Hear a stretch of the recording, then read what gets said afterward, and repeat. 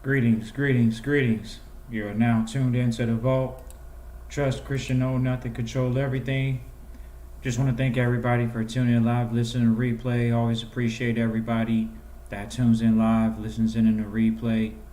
This is the vault, episode 613. How to grow a trust with no assets. This is definitely not legal advice or financial advice, but we definitely want to give a shout out to Brent and Tiffany for the next upcoming workshop in Chicago. We have a family that wanted to book us in. So if you're in the Midwest and you want to actually get to the workshop, feel free to reach out Christian at trustchristian.com for details. Scan the register, the QR code that's on the screen. And as well, once again, you can do that through Google Lens if you're not familiar with that. Once again, Christian at trustchristian.com. Get more details about that actual workshop coming up in Chicago. So we're in the Midwest. We're going to do it probably about the same number of people. But once again, it's for a family that is asking us to come in. So anybody that wants to make it, just know that you have to reach out Christian at trustchristian.com. It's invite only, but we're willing to have some additional families sit in the room, additional people sit in the room, go through the training. So it is going to be a training workshop. We are going to be going over trusteeship foundations, as well as learn how to use the irrevocable life insurance policies and things of that nature. And once again, utilizing those things for the wealth preservation. So this particular episode, this will lead into what we'll be talking about at the actual workshop. But to give context to the workshop, for the content, is that a lot of people come to the vault with this hem and haw type response. How do I grow a trust with no assets? And so the biggest thing is people just don't know how to separate themselves from their assets. The biggest thing is they are the greatest asset because they're the worker. They're the brain power for the business. They don't have assets that are independent of themselves. So when people traditionally ask this question, how do I grow a trust with no assets? Most people, you're the greatest asset to the trust. You're the trustee. You're the one starting out growing the assets. So you're the greatest asset. And people say, how do I grow a trust with no assets? But I do have a house that's a liability that I'm looking to put in trust. But you're looking at it as a asset, because if you weren't, it would be a liability, which it truly is, based off of the fact that it has a mortgage, it's not paying you any cash flow. So, okay, Trust Christian in the vault, I don't have any assets. You just told me the house is a liability. What about the car? The car's paid off. Once again, asset. Why? Because you could sell it and make money off it. It's just true of a house, but there still may be more debt on the house than actually paid on the house. So there's various reasons on why it's not going to be an asset as opposed to a liability. Once again, not financial advice or legal advice, but definitely going in and having those conversations. Well, how do you grow the trust? Well, okay. First of all, trust has a barrier of entry. You cannot just get into trusteeship for pennies on the dollar. Some people say, oh man, I wrote my own trust document. Yeah, but if you knew how to do it, you wouldn't be needing continuous trustee training.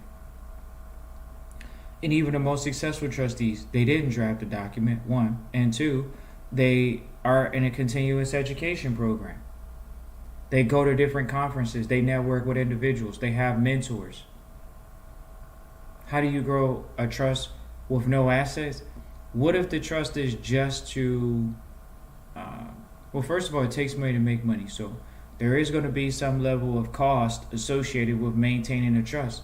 So when people get in trusteeship and they're like, oh man, I'm just going to get in and sit on assets, there's still a cost associated with maintaining that asset. There's a cost associated with the house. There's a cost associated with the car and insurance and whatever it is. So how do you grow that? Well, a lot of trustees, they'll come to the vault, and we've heard this for years, and we've been there before. There's people who say, oh man, it's a job, I gotta have a job, I gotta find a job. Because we were talking to a trustee the other day, they don't understand that your default is a job. As an elite trustee, the only decision you got to make is the business and when it's going to be done. Everything else is a part of the process of building business. It's selecting the people, it's marketing, it's all those different things.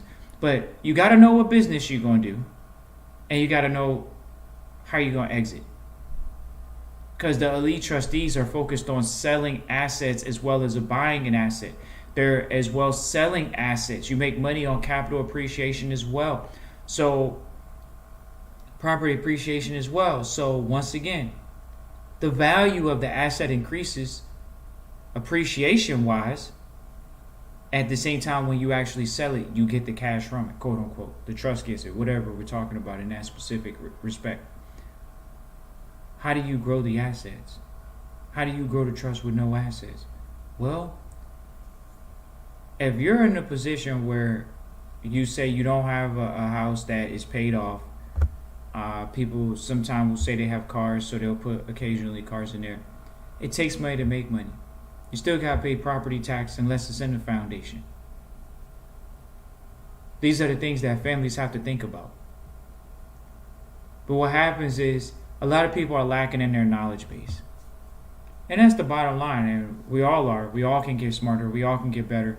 At the same time, that's the case. We have to get smarter. Many have to submit their ego. Unfortunately, they need to be called out for it.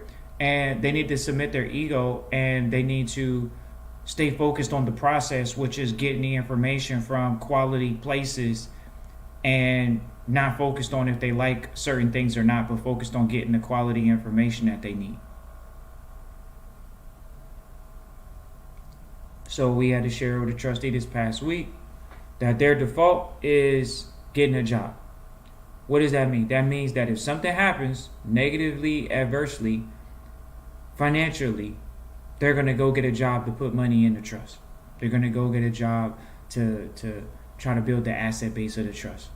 When in all actuality, elite trustees are acquiring assets. They acquire the asset and they place it in trust. They acquire a business, they place it in trust. They acquire insurance policy, they place it in trust. They acquire various different type of real estate properties. They acquire them and they place them in trust. They're acquiring assets. But how do you grow up with no assets? First thing you got to do is put an educational program in place. It's like you don't need to think about this in the respect of yourself. Think about this in the respect of your successor trustee. If your successor trustee comes along and says, how do I grow the trust when I don't know anything? I don't have anything other than just the trust document and they have some assets in here.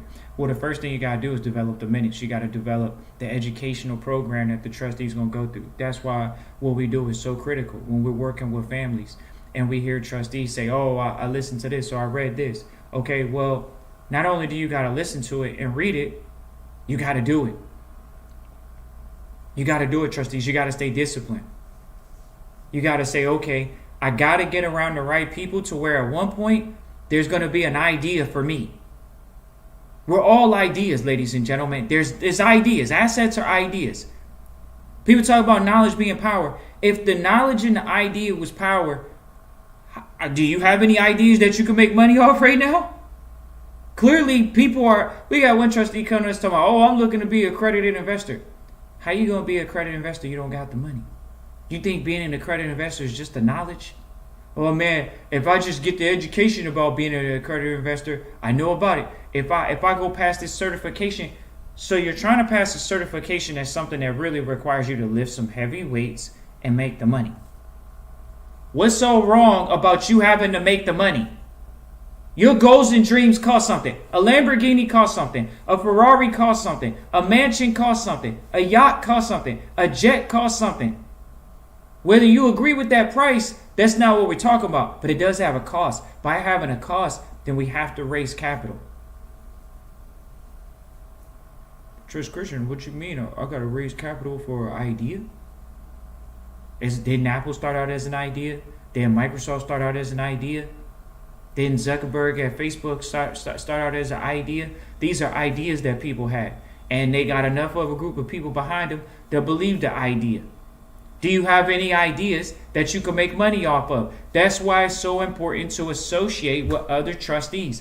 Trustees at higher levels. Now, the one trustee says, hey, I'm just trying to get in the room so I can become an accredited investor and I can get the information I need to become a truly accredited investor. That sounds like a plan. That sounds like the right mindset. But then once you jump into a room where the minimum investment is $100K, you got to come up with an investment that's a minimum of $100K. When you can come up with an investment that's a minimum of $100K, then that's welcome in that environment. You don't even know. It's red flags when accredited investors see a certain level of low buy-in. Because not all of them want to be in the same environment. They don't want to be in the same investment with everybody else. They want to be in exclusive deals. This is where we are, though. We're at the place where people are going to tell you, oh, Trust Christian, I don't have no assets to put in the trust. So how do I grow it? First thing you got to do is you got to educate and associate. Who you associating with? Are you associating with other people in trust? Are you associating with other accredited investors? And not just the ones that are trying to get in the room because of a certification, but looking to be in a room and are in the room because of their qualification, their financial qualification. They've qualified to be in the room because they've made a certain amount of money. They have a certain number of assets. These are considered to be mentors. How do you grow the trust with no assets? You got to have a mentor. That's what people come to us all the time. Oh, Trust Christian Report, I'm trying to grow something. I'm trying to do something.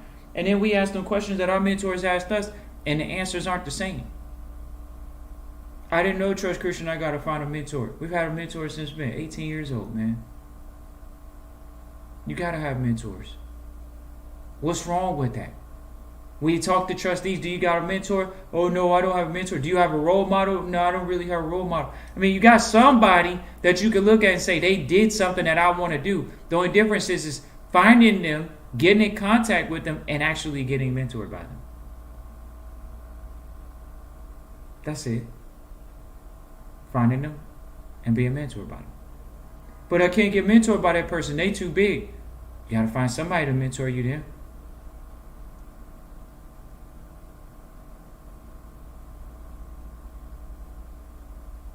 You got to have the ability to pivot. Sometimes you might start on one idea and it may not work, so you got to go to another idea. That's how you grow the assets in the trust. You gotta be able to pivot when it's time to pivot. When it's time to say, okay, this isn't working, we got to move on. You stop doing that thing and you move on. Well, what is the trust? Is the trust a trust without assets? Does a trust need to start with assets? No. But it should. And if you're the greatest asset, meaning you're the manager of nothing, you're the most valuable person in the room. It's time to make the value squeeze out some lemon juice. It's time for the most valuable asset, you, to actually come up with a great idea and execute. Not make excuses. Well, it's so hard, it's so challenging, I don't know how to do this, I don't know how to do that. Elite trustees, they have a very important mindset. It's called they figure it out. How to grow a trust with no assets. You're going to make it a point to associate. You're going to make it a point to study. Get a mentor in your specific business field and someone that's further down the road. We talked to so many trustees this past week, just sharing with them that they got to find somebody that's successful in what they're doing already.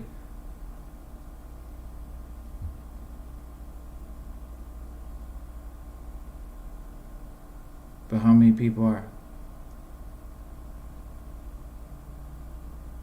How many people are? Okay, so we got to find a mentor. Find somebody that's further down the road. Okay, when are we going to execute? What's the first asset we should be looking into? Is there any asset classes we should be looking into, Trust, Christian, and Vault, as the initial assets? Well, interestingly enough, there are a few. And even a part of the process that we work with trustees, very much so. It's important. So let's talk about it. First comes asset protection. So you're in trusteeship. Okay, it says you how do you want to grow a trust with no assets?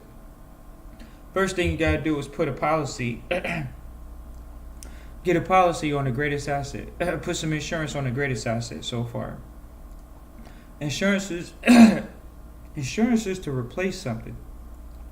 So the greatest asset may need to be replaced. So you have some insurance on it. Could be an individual, could be an actual asset, tangible asset. Okay, so now that we found this tangible asset, we don't have any tangible assets, we have intangible assets, such as yourself. Once again, how you gonna grow a trust from an employee mindset? You gotta have an entrepreneur mindset. You gotta have an investor mindset. It's gotta be, I'm gonna figure it out. I'll find a business. I'll find an asset to acquire. The first initial asset, definitely ensuring that asset, that brings a level of collateral. That brings a level of having the ability to collateralize with that asset, take out a loan against that asset. Various different things to do with those type of assets, whether it's insurance or not. But we are talking about growing. Have you identified what business you're going to be in? Have you identified how long you're going to be in that business? Have you done your market research? How big is the market? How long is the market going to continue growing? When's the last time it slowed down in growth? Do you know the historic KPIs for the companies that are in that sector? Oh man, I didn't know I needed to think that big. Okay. So you get educated. You do your homework. That's the biggest thing, is you do your homework. Homework on what you're looking to do. 2-3 hours a day. Minimum. Plus, how do you grow the assets? You got to study, get a specific piece of information you need, specific to what you're doing. There's homework in the field that you're looking to be in and manage those assets. That's the case. How do you grow a trust with no assets? Say you start out the trust with no assets, but somebody else in trusteeship is trying to offload some assets. They can't just give the asset to you, depend if it's unencumbered. These are the things to think about. Oh man, I'm in trusteeship. Am I going to build an asset from scratch, or am I going to go out and get assets that are already profitable and successful? Think about that. There's many ways to do it. There's many ways to skin a cat. The focus is to do one of them. How do you grow the trust with no assets? We start taking action. How many trustees haven't taken action on preserving the money? How many trustees haven't taken action on deciding on whether they're going to buy existing assets or actually go out and do ground up construction for the business? How many trustees don't have a mentor? How do you increase the value of the trust? It has to have assets. Intellectual property is an asset. Having relationships is an asset. Your network. They always say, oh, your network is your network. Well, if your network is your network, once again, your net worth has value. It's an asset. That means that it should be placed inside a trusteeship. How do you grow with no assets? You didn't know that the network was an asset? It's recognizing what is an asset versus a liability.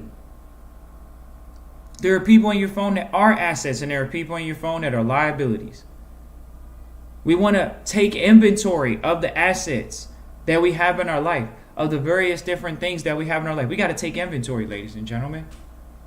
How do we grow the trust with no assets? We got to take inventory of our life. We got to take inventory. We got to take inventory. Once you take inventory, then we can make a judgment on where we're going, where we're headed, what we're going to do, these various different things. But most people didn't take into account that the greatest asset is themselves first. The greatest asset is you. Why do we forget about that? Because people haven't told you you're an asset. Most people are acting like liabilities. So then we get to this, okay, now that the asset's there, how's the asset going to be insured? Well, let's make it happen. Let's prove our value. Oh man, I got to figure out this whole, find out where I'm going to get the money from. Well, do you have enough valuable ideas that you can start from scratch? That you can take little money and make big money off? Some decent money off? Do you have the ideas that are worthwhile? That's what it comes down to. And once you've clearly identified what the business is, start visualizing what it's going to look like, things will start coming together for you. Trustees say this all the time, man, I don't have any assets, Trust Christian involved. How am I going to grow the trust? Well, the first thing is you got to become a better trustee of assets. That means you have to study. What can you study that's going to make you better today as a trustee? What are you studying today that's going to help you come up with a financial idea? Who are you talking to that's going to help you get a financial idea? People make it seem like oh man, it's so hard to make money. It ain't hard to make money. Somebody sold pet rocks before. They made a business out of selling pet rocks. They made a business out of selling virtual reality to people. They made a business out of a lot of things. What ideas do you have swirling around and writing them down and getting them growing? Everything doesn't take money, but it takes some time. It takes some energy. Oh man, how am I going to grow the trust with a job? It's challenging. Trustees just got jobs, man. Oh man, I'm just trying to, I don't want to do the hard work. The hard work is I got to start a business. I'm comfortable working a job. That's really what they're saying. They're comfortable working jobs. I got a job. I'm comfortable. I don't want to do what an entrepreneur has to do, which is some serious hard work, mental work and physical work. I don't want to do that. I want to show up, do my job, and leave. And that's not a trustee that's going to grow a trust with no assets. That's not the trustee that does that. Clearly, if you got a job, you already got assets.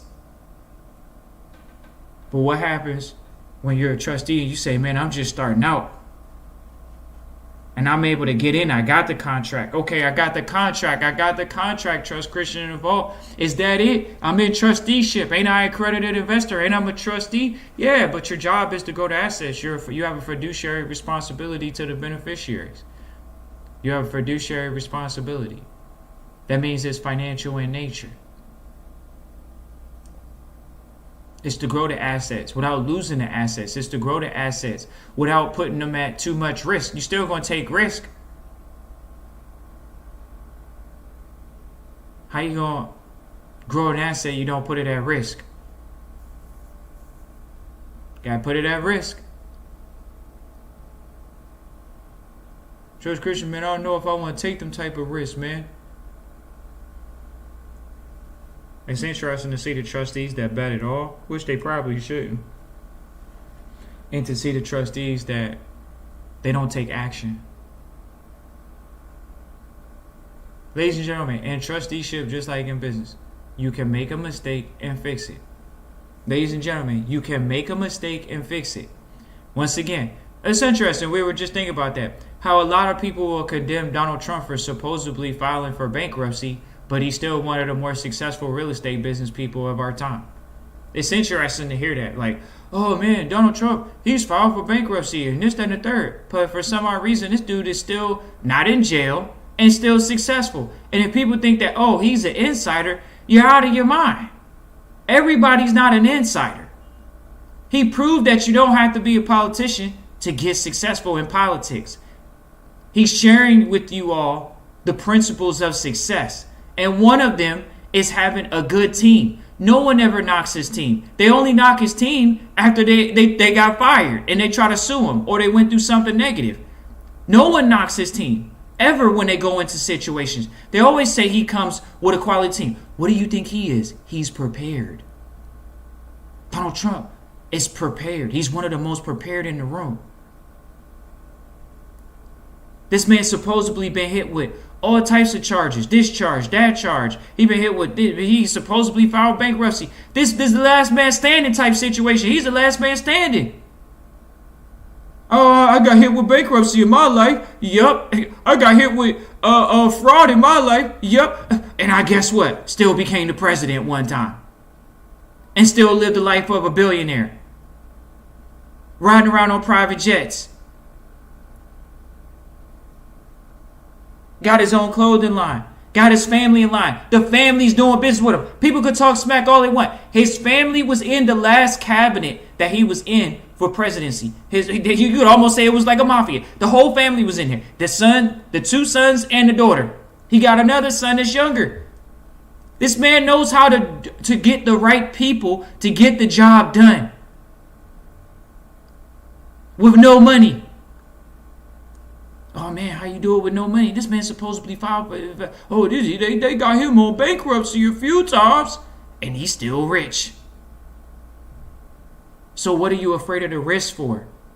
Of straightening it out on your own and doing it on your own because you don't have the support system. You don't have the people around you, and that's why it's so imperative to get locked in with people, the right people. And it ain't that many of the right people. We're gonna go ahead and say it.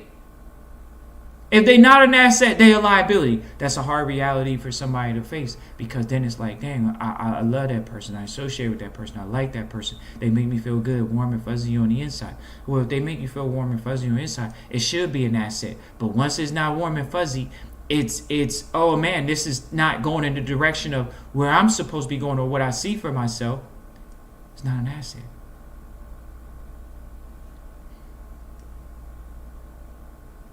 So the asset is the network. Who's in your network? Who can help you get great ideas? Who can help you cultivate those ideas? Who's helping you cultivate those ideas? Who's helping you stay in the hunt? Who's encouraging you when you're down? Not just telling you the negative things, but encouraging you when you're down. They're telling you you can keep pushing, keep pushing. Not the ones that want to tell you to take a break. But there's a difference in mentality. Because some of us, we can build things from scratch. Because we understand the principles. We understand the nature of business. We understand the subtle mysteries that people try to say are in business. Oh, you got to have money to do this and have money to do that. Well, okay, who's the greatest asset in the beginning? They're buying you. People are buying you. But people, they don't have enough in them to be bought. They're not doing the work. You got to do the work. You got to make yourself excited. You got to make yourself enthusiastic. You got to come up with a vision for yourself and the family. Oh man, is the only asset going to be money? Is it going to be gold? Is it going to be silver? Is it going to be an insurance policy? Is it going to be, a piece of property? Which one should I give first? Well, who's the greatest asset? You are. Because you may be the sole manager. You may be the sole trustee. So you're the greatest asset. Maybe you go get an insurance policy for your child. Because they're your greatest asset. At one point, they're going to be an asset. So why not insure someone that could be a possible liability? See how you turn liabilities into assets?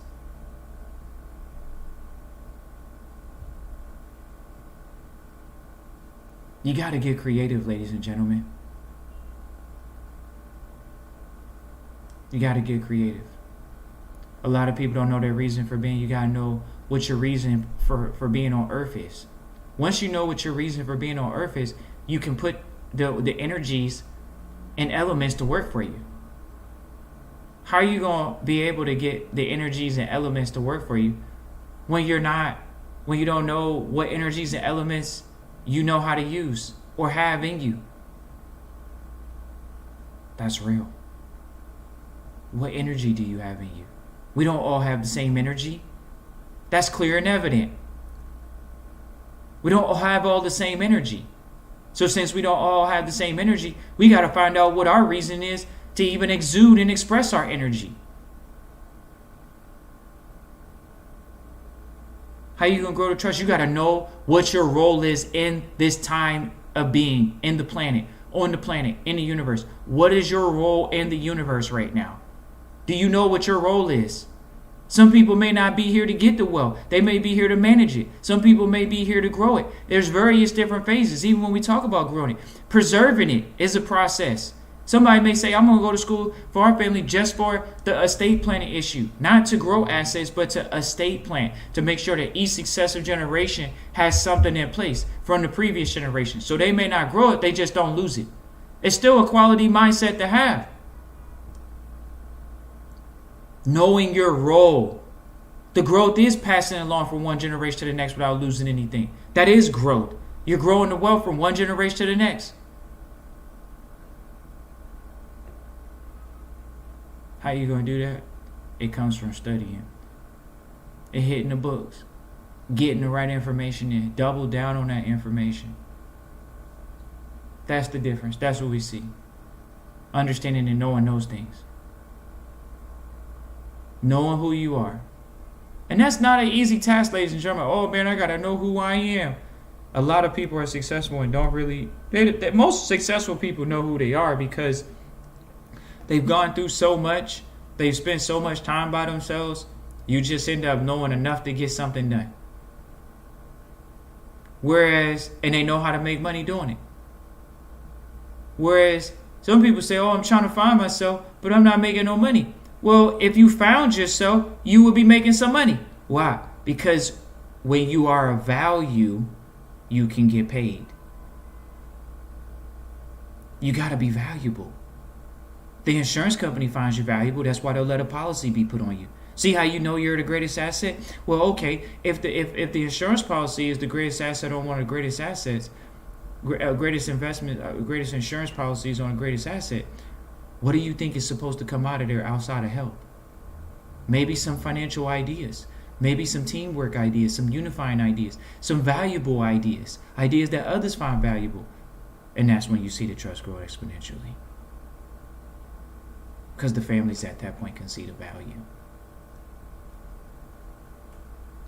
You can see the value from that point. People can buy the value. People buy water because it's valuable. People have various different things because they find it valuable. Are you valuable to other people? Do you know your reason for being? Do you know your role? If you know your role and you develop your role, if you know your role and you hone in on your skills in that role, then you're valuable. But this comes from an economics mentality. Are you asset-based or are you limited liability-based? Are you growth mindset or are you fear and lack mindset? Limited supply mindset, economics 101 in America, or are you an abundance mentality that there's enough for us to go around and we just need to learn how to divide the pie up properly? That's true. But just know certain businesses go out of business. So there's cycles to the business world. That's the truth. No one's saying that it's not abundance. We're saying there's cycles. So how do we figure out those things? How do we distinguish those things? How do we make those things happen? We went over them.